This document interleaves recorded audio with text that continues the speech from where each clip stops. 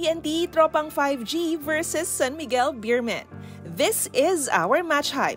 Nothing gets more crucial than this. Simula na ng dikdikang laban sa pagitan ng Tropang 5G at Beermen para sa inaasam-asam na korona sa PBA Season 49 Philippine Cup.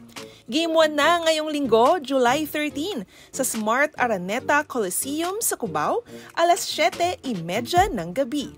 Grand Slam ang pakay ng tropa ni na Coach Chot Reyes matapos masungkit ang kampyonato sa Governors at Commissioners Cups ngayong season.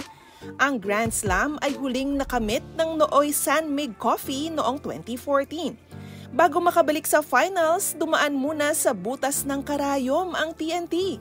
Bilang number 6 seed, pinadapa nila ang twice-to-beat Magnolia Hotshots sa quarters bago mapaamo ang hard-fighting Rain or Shine in 6 games sa semifinals.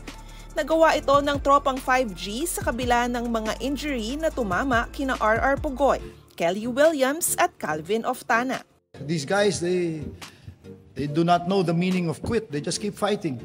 And as long as you keep fighting, you give yourselves a chance. And ang San Miguel naman ay kagagaling lang sa isang intense na 7-game semifinal series kontra Ginebra. Nagpakitang gila si LA Tenorio sa Game 6 para sa Gin Kings pero tuluyang winakasan ng Beermen ang laban sa likod ng isa ring veterano na si Chris Ross sa Game 7 na dinaluhan ng higit 12,000 fans sa Big Dome. I'm a competitor and not playing in the last game, it hurt my feelings. And then seeing LA do what he did, it was super inspiring to me. I had a chat with LA before the game and told him how I felt about him, just his journey and everything that led to him doing what he did, and it really inspired me. Ipinakita rin ni Junmar Fajardo ang kanyang fighting spirit sa paglalaro sa kabila ng calf injury mula pa noong semis opener na tila nadagdagan pa ng isang hamstring injury noong Game 7. Dahil dyan, pagsubok sa parehong kupunan ang kalusugan ng kanilang mga star players. Nagbigay ng update si Pugoy sa kanyang hamstring injury sa press conference na ginanap ngayong Biyernes, July 11 para sa PBA Finals. Maganda yung recovery, tapos bukas pa kalaban kung makakalaro ba talaga po sa Sunday. Sinisigurado naman ni Calvin Oftana na ibubuhos ng TNT ang lahat sa kabila ng mga injuries na iniinda ng kanilang mga manlalaro.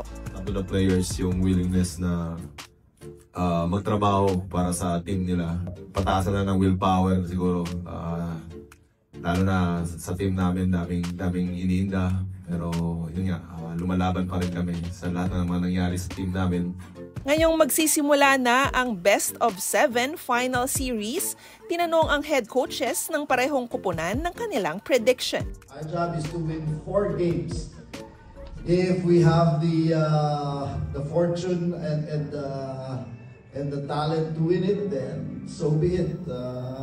Other than that, I don't think any coach that you ask will ever dare to make a prediction, except to say that it's going to be a hard-fought series. I'm really sure with this. So the longest is 7 and the shortest is 4. Ikaw, ano ang prediction mo sa serye? Kampi ka ba sa TNT o sa San Miguel? Tara't pag-usapan na yan sa comment section. For more on this match hype, visit onesports.ph.